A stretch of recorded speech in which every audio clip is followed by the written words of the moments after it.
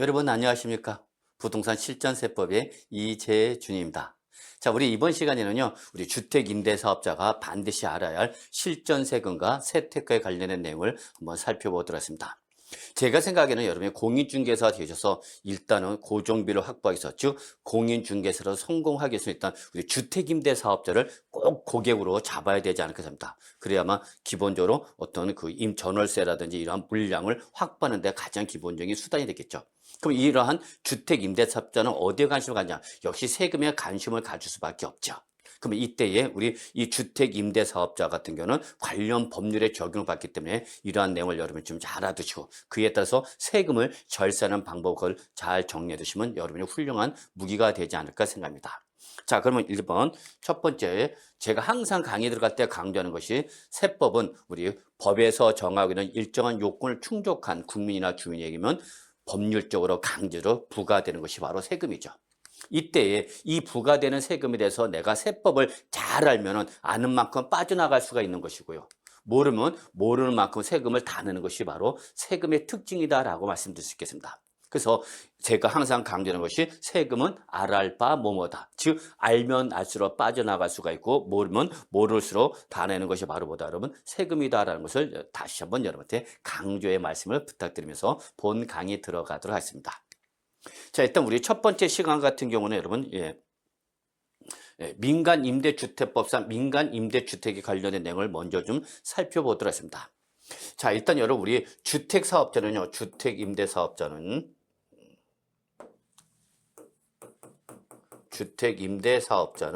크게 두 가지로 나눌 수가 있습니다. 어떻게 나눌 수 있냐면 법률의 제한을 받는 법률상 사업자냐 아니냐에 따라서 두 가지 나누는 거죠. 이때 법률상에서 우리 두 가지가 있습니다, 여러분. 그래서 여러분이 잘 아시는 민간임대주택에 관한 특별법. 요거를 이나 저는 여러분 민임법 또는 뭐 민간 임대주택법 이렇게 약칭으로 사용하게 됩니다. 그래서 민간임대주택에 관한 특별법에 적용을 받는 경우가 있고요. 그다음에 우리 또 하나가 뭐가 있냐면 공공주택 특별법이 있습니다. 공공주택 특별법. 어쨌거나 이러한 법률에 대한 적용을 받는 사업자로 우리는 법률상 사업자다라는 것이고요. 이러한 법률상 사업자가 아닌 사업자나 법률 외의 사업자 이렇게 하는 거죠. 그럼 제가 지금 이 말씀을 드리는 이유는 바로 이번 시간은 바로 요 민간임대주택에 관한 특별법에 적용을 받는 주택임대사업자에 관련된 내용을 말씀드리고자 하는 겁니다. 그래서 원래는 우리 법률 명칭이 민간임대주택에 관한 특별법입니다. 그러니까 말이 길죠, 여러분. 그래서 여러분, 이나 민간임대주택법 약칭하기도 하고요. 또는 이나 저는 편의상 민임법이라고도 표현합니다. 그래서 강의를 하면서 민간임대주택법 또는 민임법 그러면 민간임대주택이나 특별법을 말하는 거다. 이렇게 여러분이 알아두시면 되겠어요. 자, 그럼 우리 민간임대주택법에서 말하는 민간임대주택이 뭐냐라는 것을 정의를 내려볼 필요가 있죠, 여러분. 그래서 민간임대주택법상 민간임대주택은 뭐를 말하냐면 결론 이거죠, 여러분. 일단 목적이 뭐 되는 거죠? 그렇죠. 임대 목적이죠. 임대 목적으로 제공하는 주택을 말한다 보시면 되죠. 그래서 첫 번째 조건은 임대 목적으로 제공하는 주택을 말한다는 거죠. 그래서 두 번째 조건은 바로 누가 임대사업자가 민간임대주택법 제5조에 따라서 임대사업자로 등록한 주택을 말한다 보시면 되겠습니다. 그래서 바로 민간임대주택법에 관한 특별법에 따라서 등록해야만 됩니다. 그래서 이게 두 가지죠. 첫째 임대 목적일 것, 두 번째 민간임대주택법에 관한 특별법에 따라서 등록을 해야 된다. 이게 기본적인 우리가 민간임대주택법에서 말하는 주택이다 이렇게 보시면 되겠습니다. 두 번째는 또 이렇게 했죠. 그러면 토지를 임차하여 타인의 토지를 임차해서 건설된 주택이라든지 특히 오피스텔 등 대통령으로 정하는 준주택 요거 꼭 좀 기억해 주시기 바라겠습니다, 여러분. 그러면 여러분 우리 아시다시피 우리 한번 잠깐 옛날 생각해 볼까요, 여러분? 생각하기도 싫겠지만 여러분 우리 부동산 공법 시간에서 여러분 건축법 공부하셨죠, 여러분? 그럼 건축법에서 오피스텔을 뭐라고 구분하겠죠, 여러분? 주거용입니까? 비주거용입니까? 비주거용, 즉 업무용 시설이죠. 그래서 기본적으로 건축법상 오피스텔은 업무시설입니다. 그렇죠, 여러분? 업무시설이다. 그렇지만 업무시설이지만 일정한 요건을 충족한 오피스텔은 이걸 뭐로 보겠다? 주택에 준하여 취급하겠다 그 얘기죠, 여러분. 그래서 제가 여러분 계속해서 강의할 때 이거를 준주택, 오피스텔 등 대통령적으로 준주택 이렇게 말하기 힘드니까 여기 준주택 이걸 저는 앞으로 우리 여기서 뭐라 표현하냐면 오피스텔이라고 대답할 겁니다. 오피스텔. 그러면 오피스텔 우리 여기 민간 임대주택법에서 말하는 오피스텔은 바로 준주택을 말한다 이렇게 좀 알아두시기 바라겠습니다, 여러분. 자, 그러면 이때 여러분이 이거 하나 기억해 두셔야죠. 이때에 비록 건축법상 업무 시설이지만 이걸 뭘로 사용하면 주거용으로 우리 민간 임대주택에서 뭐로 볼 수 있다 그러면 주택으로 볼 수 있다는 얘기죠. 주택으로 볼 수 있다. 이거 꼭 체크해 두셔야 됩니다. 오피스텔이라도 우리 민간 임대주택법상 요건을 충족하면 뭐로 볼 수 있다면 주택으로 볼 수 있다는 얘기죠. 그럼 다른 말로 말하면 오피스텔이라도 우리 민간 임대주택법에 따라서 주택으로 등록할 수 있다 없다? 있다. 이게 중요한 거죠. 그래서 오피스텔도 주택으로 볼 수 있는 거죠. 단 요건을 모두 갖춰야 되는 거죠. 이때 요건은 몇 가지냐면 여러분 두 가지가 되겠습니다. 그래서 첫째, 전용 면적이 따져야 되겠죠. 그래서 전용 면적이 우리 국민주택 규모 이하인 바로 85제곱미터 이하여야 됩니다. 이게 첫 번째 조건입니다, 여러분. 그다음에 두 번째 조건이 되겠죠. 일단 상하수도 시설이 갖춰진 전용 입시 부엌 뭔지 아시죠, 여러분? 예. 또는 전용 수세시 화장실이라든지 그리고 목욕시설 이런 것을 갖추고 있어야 되는 거죠, 여러분. 이 두 가지 조건을 충족한 경우는 오피스텔이라도 뭐로 볼 때 그러면 주택으로 볼 수 있고 이걸 등록하면 주택으로 인정해 준다 안 해준다? 해준다 그입니다. 그래서 여러분 여기서 일단 가장 제가 강조하고 싶은 것은 물론 민간 임대주택법에서 말하는 주택이라 하면 임대 목적으로 제공하는 주택으로서 우리 민간 임대주택법에 따라서 등록한 주택을 말하며 이 주택의 범위는 요 두 가지 요건 전용 면적이 85제곱미터 이하면서 전용 입시 부엌과 전용 수색시 화장실과 목욕시설을 갖추고 있는 이러한 요건을 충족한 오피스텔 때는 민간 임대주택법에 따라서 뭐로 볼 수 있다면 주택으로 볼 수 있다 없다? 있다. 그러면 이때 우리 법에서 정하기는 이 요건을 충족하면 주택으로 보기 때문에 오피스텔도 우리 세법상 혜택을 받을 수 있다 없다? 있다. 요걸 여러분 꼭 좀 기억해 주시기 바랍니다. 그래서 실제 실무에서는 요 오피스텔을 주거용으로 임대하는 경우도 있다는 거죠. 다만 이제 실무에서 요 임대업자가 요 오피스텔을 임대를 할 때에 주택으로 임대를 하는 것이 유리하느냐 불리하느냐 이거는 여러분 그 임대 사업자의 개인의 상황에 따라서 확인을 해야 된다는 것 좀 다시 한번 말씀드릴게요, 여러분. 자, 그래서 이렇게 민간 임대주택법에서 말하는 주택이 뭐냐는 것을 한번 정리를 내려봤습니다. 자, 그러면 이때 여러분 우리 민간 임대주택법에 따르면요. 이 주택을 기준에 따라서 여러 가지로 구분할 수 있습니다. 뭐 많은 건 아니지만 기본적으로 일단 첫 번째 주택의 취득 방법에 따라서 두 가지로 구분합니다. 그래서 민간 건설 임대주택, 그다음에 민간 매입 임대주택 이 두 가지 구분했죠. 취득의 형태에서 내가 자가 신축해서 임대주택을 공급하는 바로 건설형 임대주택을 말한다 보시면 되겠고요. 아니면 아니다. 기존에 있던 주거용 건물을 매입해서 요거를 뭘로? 바로 임대주택으로 사용하는 거죠. 이게 바로 뭐죠, 여러분? 매입형이죠. 그래서 여러분 그냥 이거를 민간 건설 임대주택을 그냥 건설형 이렇게 표현하기도 합니다. 건설형. 그다음에 민간 매입 임대주택을 뭐라고 표현하냐? 매입형 이렇게 표현하기도 합니다. 매입형. 그래서 결론은 우리 임대주택 사업자가 요 임대주택의 취득 형태에 따라서 내가 신축했어요. 그럼 뭐죠, 여러분? 민간 건설 임대주택이 되는 것이고 아니라 기존 주택을 매입해서 내가 임대사업자로서 임대주택으로 등록하겠다. 그럼 이건 바로 뭐죠, 여러분? 민간 매입 임대주택으로 두 가지로 구분하시는 거죠. 그래서 결국 민간 건설 임대주택은 임대사업자 임대를 목적으로 뭐하여? 건설하여 임대하는 주택을 말한다 보시면 되겠습니다.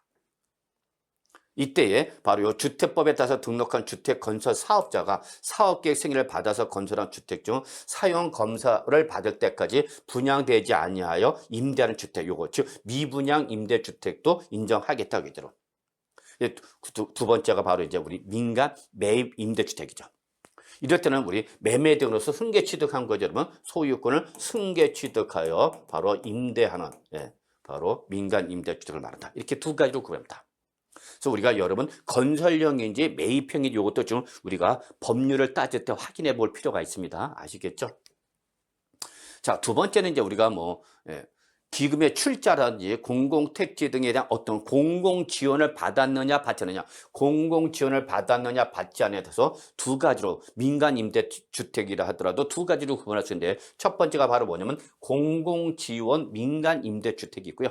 이러한 공공 지원과 전혀 관련 없이 우리 일반 민간 임대주택 두 가지로 말할 수 있는 거죠. 일반 민간 임대. 그래서 공공 지원을 받은 민간 임대주택을 공공지원 민간 임대주택, 이러한 공공 지원 없이 그냥 자기가 직접 취득해서 바로 임대주택으로 등록하는 걸 일반 민간 임대주택 두 가지로 한다라고 보시면 되겠습니다. 그래서 여러분 요 공공 지원은 여기 바로 1, 2, 3, 4, 5의 지원을 받아서 임대하는 민간 임대주택을 말하는데, 우리가 대부분 제가 설명하는 것은 공공 지원 민간 임대주택을 말하는 것이 아니라 장기 일반 민간 임대주택, 즉 일반 민간 임대주택의 주된 내용입니다. 그래서 공공 지원 민간 임대주택은 법에서 정하고 있는 요건을 충족할 때만 나올 것이고요. 그렇지 않으면 대부분 일단은 일반 민간 매입 임대주택이 기본적인 주된 내용이다, 이렇게 보시면 되겠습니다, 여러분. 그래서 결론은 일반 민간 임대주택은 결론은 공공지원 민간주택이 아닌 주택을, 자 여기 장기라는 말 때문에 몇 년 이상을 받는다 여러분, 10년, 요게 개정된 거죠 여러분. 2020년 8월 18일자로 해서 여러분 우리 민간임대주택법에 관련된 중요한 내용이 개정이 됩니다. 여러분 그것도 좀 확인해 보실 필요가 있는데, 그래서 종전에는 장기라면 8년 이상이었다가 이걸 좀 더 강화하기 위해서 장기의 개념을 강화해서 2020년 8월 18일 이후에 등록한 장기 임대주택은 10년 이상을 만들고 꼭 기억하셔야 됩니다, 여러분. 이러한 10년 이상 임대할 목적으로 취득하여 임대하는 민간 임대주택을 우리가 소위 말하냐 일반 민간 임대주택이라 한다, 이렇게 보시면 되겠네요. 아시겠죠? 아마 공인중개사가 거래 상대방으로 만나는 우리 주로 임대사업자는 바로 이러한 일반 민간 임대주택 사업자가 대부분일 것입니다. 그래서 이렇게 좀 두 가지로 구분할 수 있다는 걸 좀 확인해 주시고요.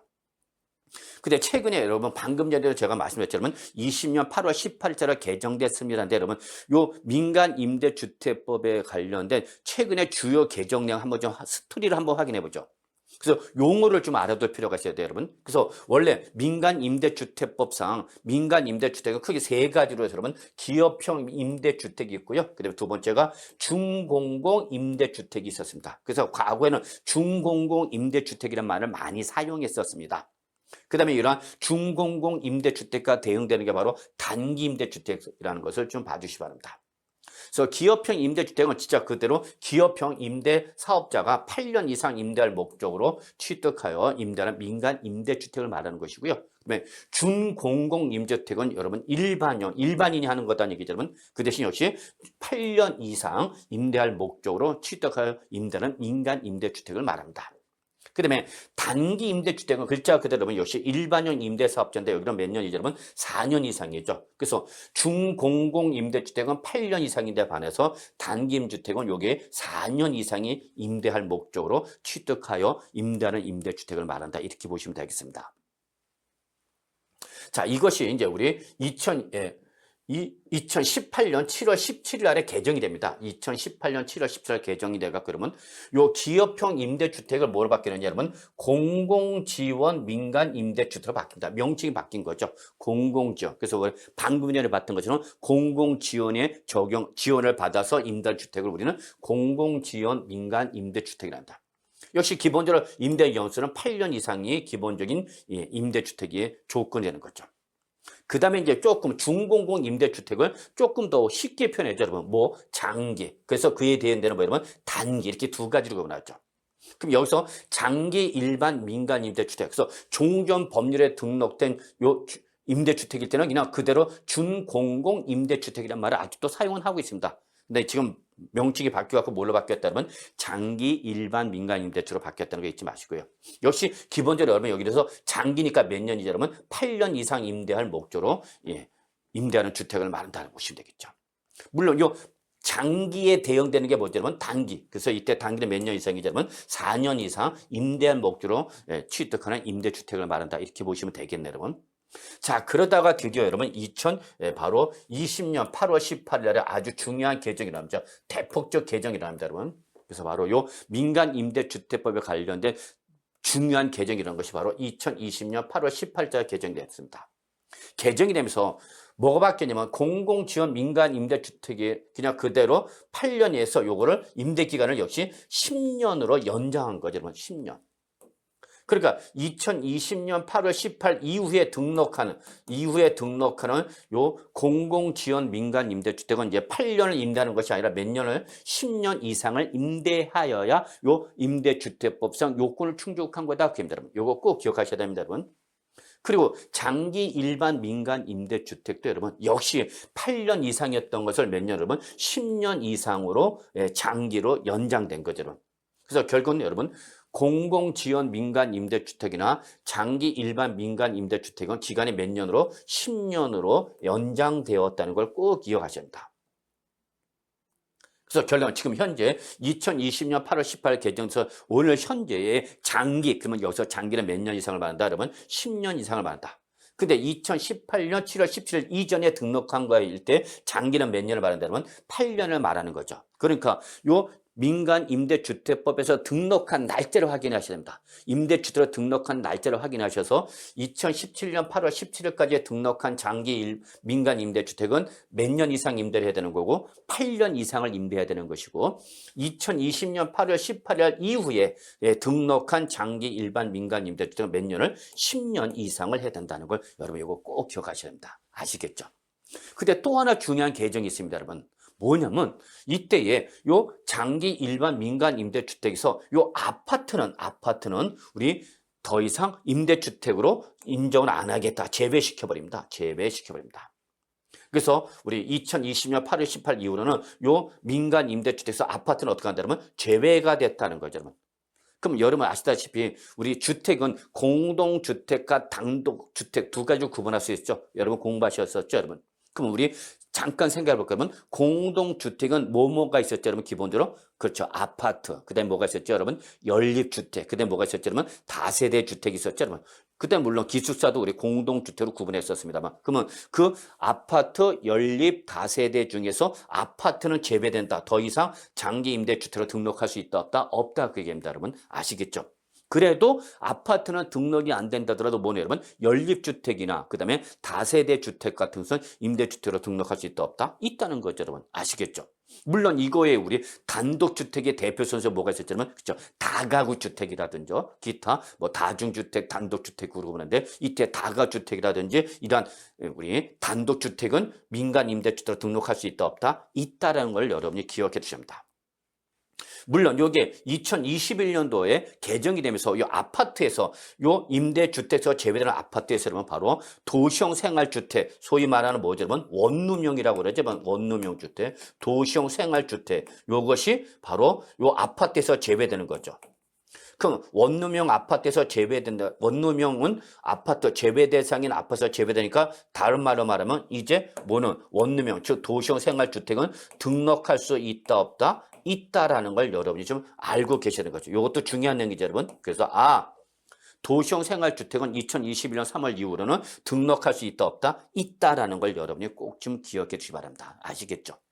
자, 그 다음에 두 번째가 바로 이제 뭐냐면 단기 임대주택에서 4년에서 요 제도가 어떻게 됐죠, 여러분? 폐지가 된 거죠. 폐지가 됐다.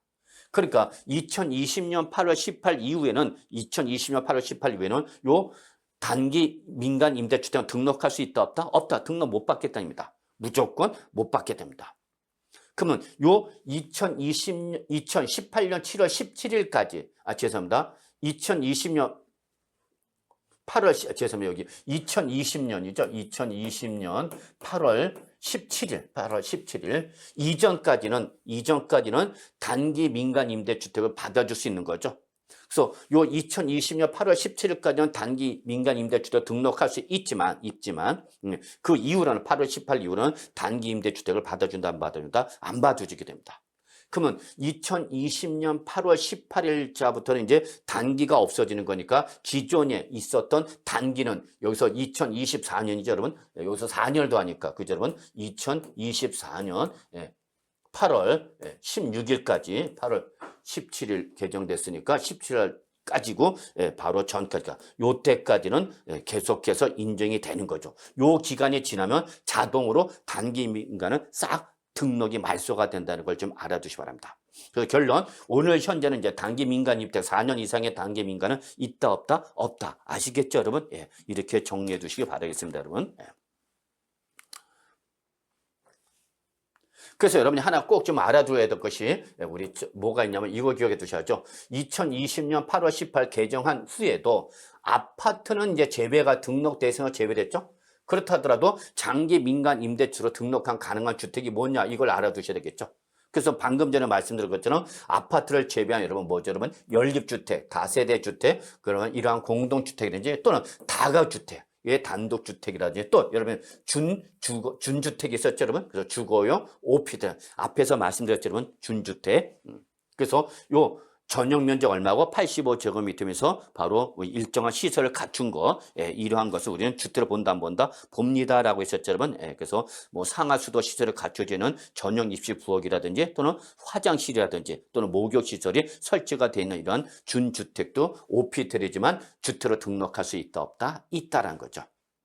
그러면 2020년 8월 18일 날 개정되기 전에 종전의 규정에 따라서 등록한 요 아파트라든지 그다음에 우리 단기 민간 임대주택 이런 것은 어떻게 할 거냐는 얘기죠. 그러면 이때는 그것이 뭐가 되기 전까지는 말소되기 전까지는 종전법을 적용한다. 그래서 종전법을 적용한다는 것을 그대로 하는 거죠. 그래서 이전에 등록한 주택은 이전의 법을 적용받는 거죠. 그래서 예, 그거는 그대로 적용한다는 거 잊지 마시고요. 물론 이때 의무기간은 그대로 종전규정에 따라서 우리 아파트에서 장기라면 몇 년 이상이 되는 거예요, 여러분? 8년 이상이 되는 거고, 그죠, 여러분? 이전 거니까, 개정 전 거니까 8년 이상. 그 다음에 단독주택에서 단기는 몇 년? 4년. 이거는 그대로 적용하는 것이다라는 거 확인해 두시기 바랍니다, 여러분. 아시겠죠? 그러면 개정되기 전 2020년 8월 18일 개정되기 전에 따라서 이미 등록한 단기 민간 임대주택이라든지 예, 또는 이런 것은 장기 예, 임대주택이라든지 또는 공공지한 민간 임대주로 변경 등록할 수 있다 없다? 없다는 겁니다. 더 이상 단기는 그대로 그냥 없애버리겠다는 겁니다. 단기를 장기로 변경한다든지 또는 공공지원 민간 임대주로 변경할 수 있다 없다? 없다는 겁니다. 그래서 현 정부는 현 정부가 아니죠. 이거는 2020년에 개정된 거니까 전 정부죠, 여러분. 그래서 더 이상 단기 민간 임대주택은 받지 않겠다라는 걸 여러분이 개정 취지로 이해해 두시면 될 것 같아요. 그냥 두 번째 우리가 아까 말씀드린 것처럼 아파트, 즉 임대주택에서 제외된 아파트에서 우리 주택법상 도시형 생활주택은 아파트에서 어떻게 한다면 제외된다. 제외되는 것은 다른 말로 다시 한번 말씀드리지만 도시형 생활주택은 이제 임대주택으로 등록할 수 있다 없다? 있다라는 거죠. 이게 2021년 3월 16일자로 개정됐습니다.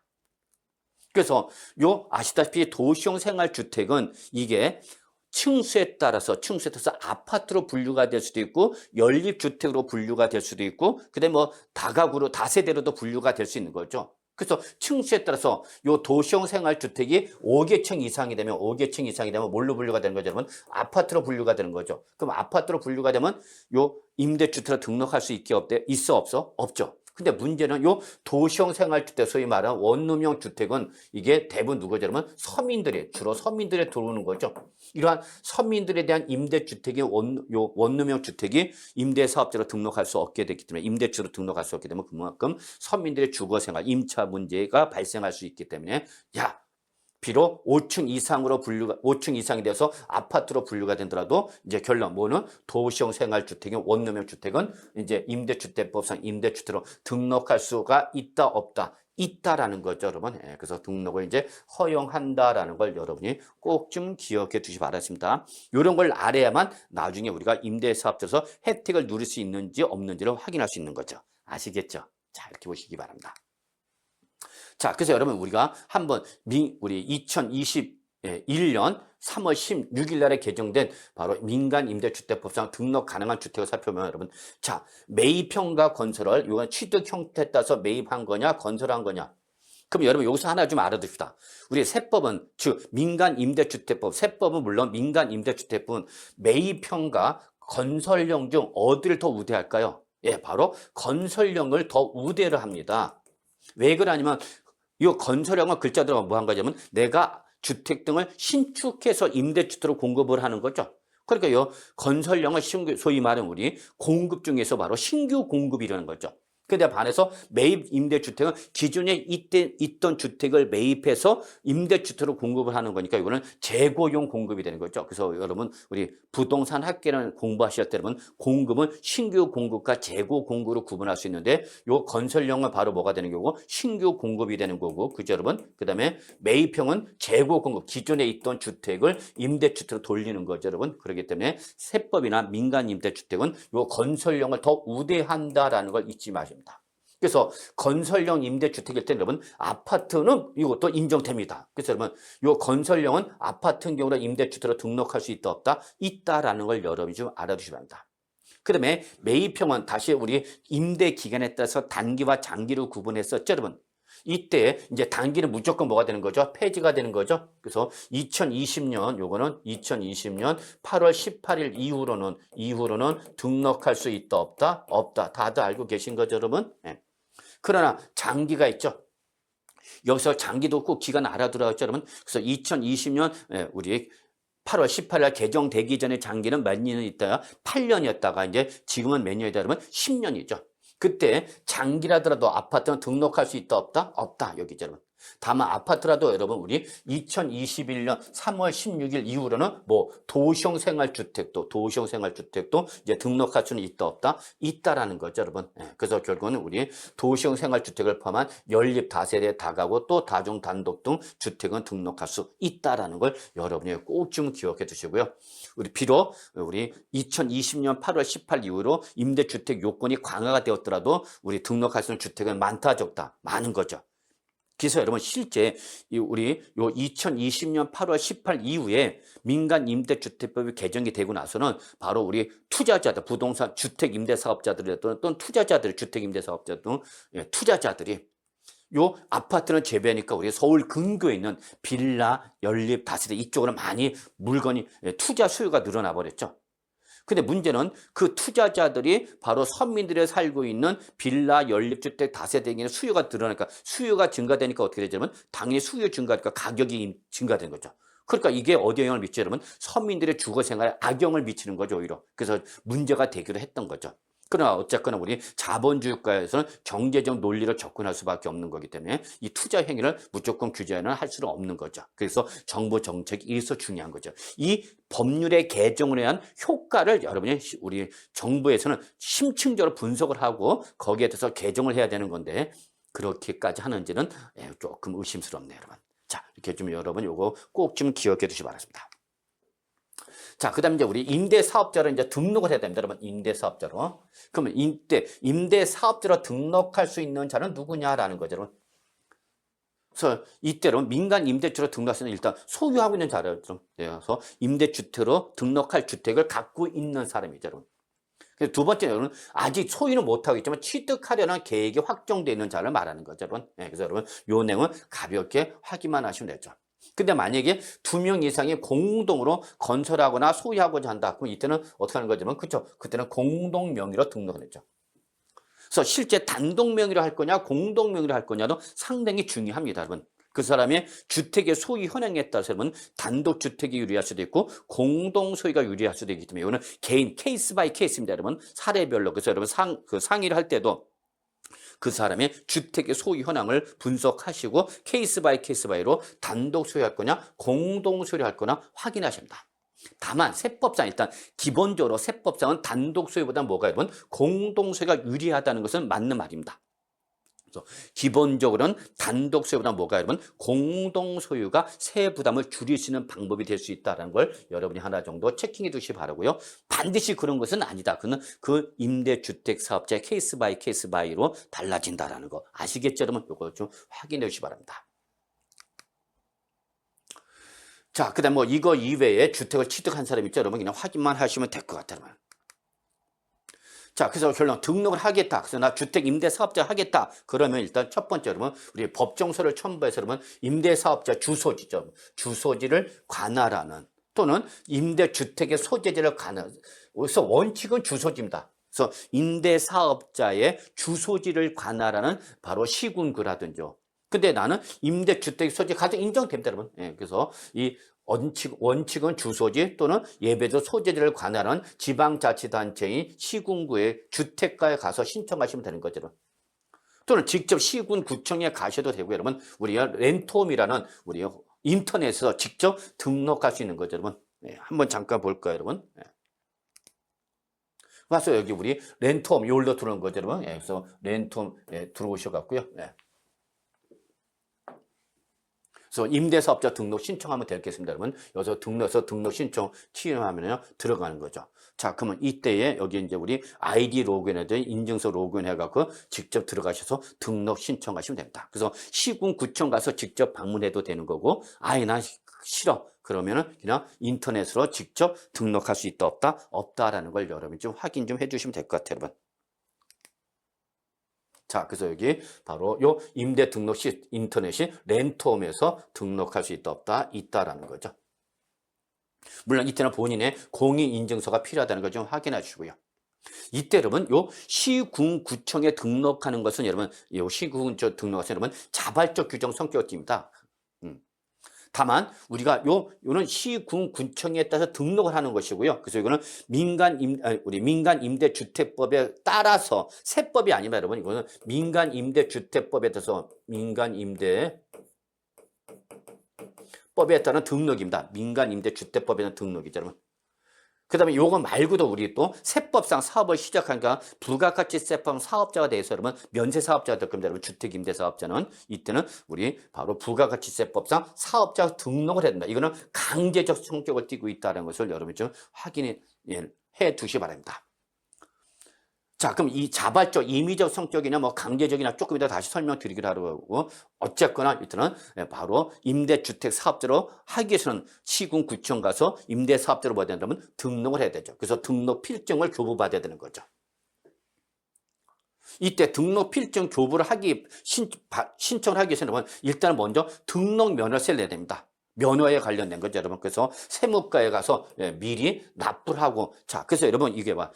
시군구청 가셔갖고 저 주택임대사업자 등록하러 왔는데요. 그러면 그 주택임대사업자 등록 담당하는 주택가에서 뭐라냐면 그러면 옆에 가셔갖고 세무과 가갖고 등록 면허세 얼마 내고 오세요라고 고지서를 줄 겁니다, 여러분. 그러면 그걸 내고 오면은 거기에 이제 도장이 찍혔겠죠, 여러분. 그래서 바로 납부 필증, 영수증이 있겠고요. 그걸 납부를 해야만 등록 필증을 교부해 준다는 거죠, 여러분. 그래서 여러분 결론 내면 시군구청 가서 등록을 하고자 했던 주택임대사업자 등록할 때 일단 뭐를 내야 된다 여러분? 등록 면허세를 내야 된다. 여기에부터 세금이 부과되는 거죠. 뭐. 물론 당연히 렌트홈을 통해서 등록을 할 때도 당연히 등록할 뿐만 아니라 역시 등록 면허세 내는 거죠. 그리고 이때 이 렌트홈을 통해서 우리 주택임대사업자 등록할 때에 제가 그랬죠, 여러분. 요 민간임대주택법에 따른 등록은 물론이지만 부가가치세법상 사업자 등록해야 됩니다. 그래서 어디 가서 여러분 세무서 가서 등록해야 됩니다. 그래서 세무서장한테 세무서 가서 등록하는데 요 민간임대주택법에 따른 요 임대주택 등록할 때에 요 같이 신청합니다. 나 여기 민간임대주택법상 주택임대사업자 등록할 때에 세무서에 우리 부가가치세법 사업자 등록도 같이 해줘라고 같이 신청하면요 한꺼번에 다 되는 겁니다. 그래서 임대사업자 등록증이 발급되면 다음 날에 우리 세무서에 사업자 등록 신청서가 바로 송부가 돼갖고 등록 필증을 교부받을 수 있습니다. 아니면 이건 이거고 그래서 렌트홈에서 직접 등록할 수도 있고요. 아니면 그냥 국세청 홈택스 가셔갖고 직접 관할 세무서에 가서 등록할 수가 있고 또는 우리 세무서 가서 직접 뭐 할 수 있다 그러면 등록할 수도 있는 거고요. 아니면 여기서 아예 우리 렌트홈에서 등록해서 같이 신청했으면은 우리 그냥 한 번의 신청으로 두 개의 신청이 다 끝난다. 등록이 가능하다는 걸 확인해 두시기 바라겠습니다. 그래서 이렇게 렌트홈도 있지만 여러분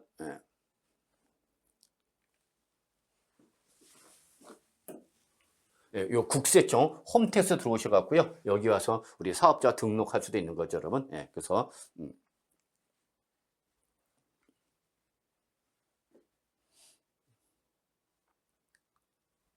요 사업자 등록 여기 나와 있죠, 여러분. 요걸 직접 홈페이지에 등록하고 우리 홈택스에서 직접 등록. 그러니까 이 홈택스 등록은 우리 렌톰에서 등록할 때 한꺼번에 요거 동시에 등록할 수도 있고 그냥 따로 여기서 렌톰 그다음에 홈택스 두 번 따로 들어와서 등록할 수도 있다. 지금 그 얘기를 말씀드린 겁니다. 아시겠죠? 예. 자, 여기까지 등록하는 거. 그래서 우리 렌톰에서 등록할 수도 있고 국세청 홈택스에서 등록할 수 있다. 그래서 어쨌거나 등록은 두 군데서 등록해야 된다. 그래서 시군 구청 등록 한 번 하나, 그다음에 세무서에 등록 한 번, 두 개를 등록한다. 아시겠죠, 여러분? 예.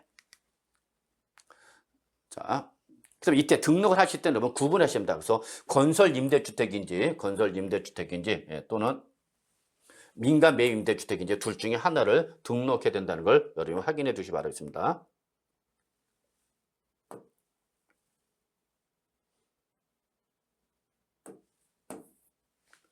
자, 그래서 구분 등록할 때는 건설 임대주택이냐 매입 임대주택이냐, 그리고 이 중에서 공공지원 민간 임대주택이냐 장기 일반 민간 임대주택이냐라는 거 확인해서 대부분 이쪽으로 가야 되겠죠, 여러분. 다만 아파트는 어떻게 한다면 제외된다. 이 제외 대상에서 뭐는 여러분 도시형 생활주택도 제외된다. 그러면 도시형 생활주택은 등록할 수 있다 없다? 있다. 2021년부터는 2021년 3월부터는 등록할 수 있다는 거 여러분 알고 계시겠죠? 자, 이렇게 등록하시면 되겠습니다. 자, 이때에 제가 방금 전에 우리 시군구청 가서 우리 등록을 하려면은 먼저 등록 면허세를 내야 됩니다라고 말씀드렸잖아요. 그래서 일단 여러분 새로 등록할 때 면허를 새로 받는 거기 때문에 등록 면허세를 면허 전까지 신고하고 납부하셔야 됩니다. 그래서 아까 말씀드린 것처럼 세무과 가서 신고 납부를 하면 거기서 영수증을 교부해 줄 것이고 그에 따라서 이제 등록 필증을 교부해 주겠죠. 자, 그 다음에 매년 이게 계속해서 이제 우리 임대사업을 하니까 매년 하는 거죠. 그 매년 1월 1일자 기준에서 여러분 우리 1월 16일부터 1월 31일까지 정기분 등록 면허세 고지서가 날라갈 겁니다. 예, 고지서 나시면 됩니다. 이때에 등록 면허세는 우리 임대주택 수에 따라서 구분이 되고요. 그에 따라서 소재지 이 시군구에 따라서 요 금액이 달라진다라는 걸 보시면 된다. 그래서 그 임대주택이 어디에서 50만 명 이상의 시에 있어. 이때 50만 명 이상의 시에는 여러분 특별시나 광역시가 다 포함되는 거죠, 여러분. 예, 그래서 이때에 따라서 아니면 그 밖의 시에 따라서 등록면에서 구분이 달라진다. 금액이 달라진다는 거 확인해 두시면 되겠습니다. 아시겠죠, 여러분? 예. 자, 그 다음에 여기서 이미 세테크 우리 한번 가끔 보시면 주택임대사업자 등록은 직접 시군구청 가서 할 수도 있고 뭐를 통해서 여러분 렌톰을 통해서 등록할 수 있다라는 거죠, 여러분. 그래서 한번 요거 렌톰을 여러분 한번 읽어만 보시면 될 것 같아요, 여러분. 예.